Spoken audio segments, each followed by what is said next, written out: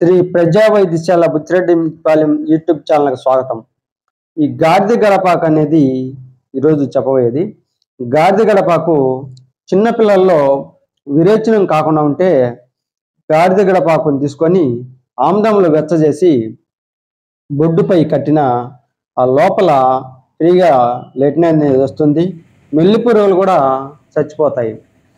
ఇది నెత్తురు గడ్డలు ఉండేవారికి దీని ఆకును దంచి కొంచెం ఆమ్లంలో వాడిసి పైన కట్టినా తగ్గుతుంది. పొక్కులున్నా తగ్గుతాయి. పుండ్లు మానిపోతాయి. చర్మ వ్యాధుల మీద బాగా పనిచేస్తుంది.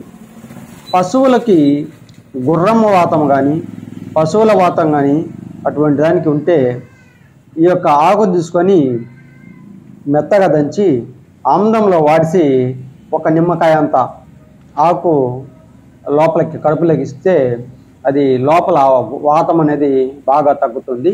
అవి గర్భవంగుతో ఉన్న పశువులకు ఇవ్వకూడదు, గర్భం లేని వాటికే ఇవ్వాలి. ఆ విధంగా తగ్గిపోతుంది. స్త్రీలకు ముట్టు నొప్పి వస్తుంది.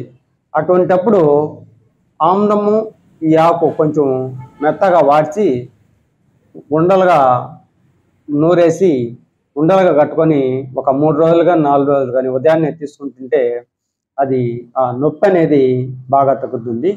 కిడ్నీల్లో రాళ్ళు కానీ బాగా కరుగుతాయి. దీన్ని ఆకు తీసుకొని మెత్తగా దంచుకొని కొంచెం ఆమ్లం కలుపుకొని తీసుకుంటుండాలి.